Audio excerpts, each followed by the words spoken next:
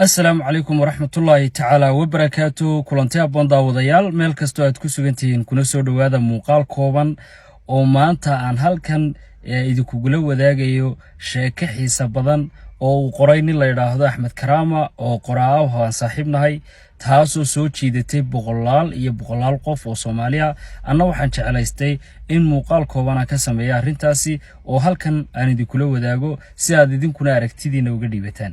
sheekadaasi waxay dhex martay laba lamaana ah oo ku sugan magaalada Hargeysa.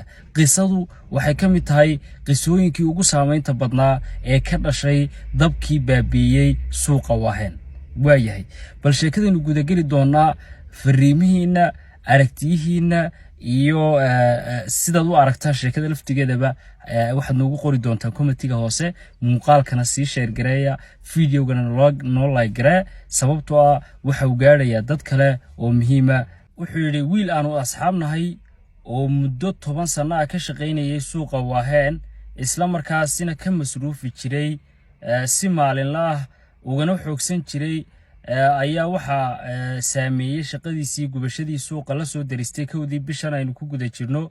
waxa mar qura ku soo xaadirtay xaalad adag isaga iyo qoyskiisa oo ka kooban 6 caruura iyo afadiisa ama xaaskiisa waxa loo yaqaano iyadoo xaajadu ku adag tahay bisha barakaysan ee Ramadaanna ay tahay bilow oo bilaha kalena ka kharash badan tahay wax dhigaal ahayna aanu meel u aalin ayaa mar qura xaaskiisii kaga farxisay war aanu ka filanayn oo isaga laftigiisa ku noqotay cajiib.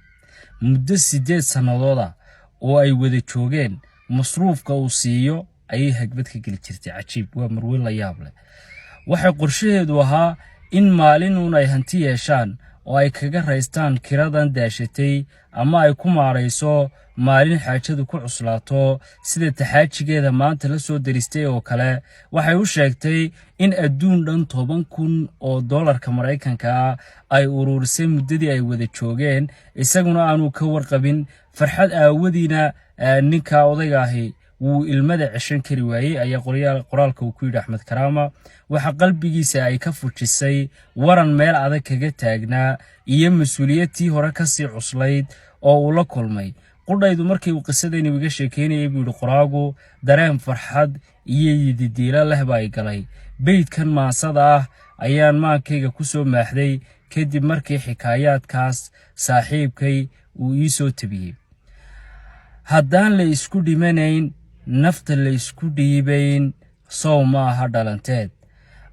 abwaanku ama qoraagu waxa uu ina weydiiyay su'aal odhanaysa adigu maxaad gabadhaasi iyo xaaladda saygeeda aad ku cabiri lahayd haddaad abwaan suugaan daadhi ama qof damiir nool leh tahay. aragtidaada commentiga noogu soo reeb si abwaanka iyo qoraaga Axmed Karaama uu jawaab fiican u helo. muuqaalkana sii share garee. aad iyo aad baad mahadsantihiin. marwadaasna wana bogaadinaynaa ku dayasho ayay mudan tahay. hadday lamaanayaashu sidaas isu garabsadaan oo isu taageeraanna waxaan helaynaa qoysas Soomaaliyeed oo wada guuleysta. mahadsanid.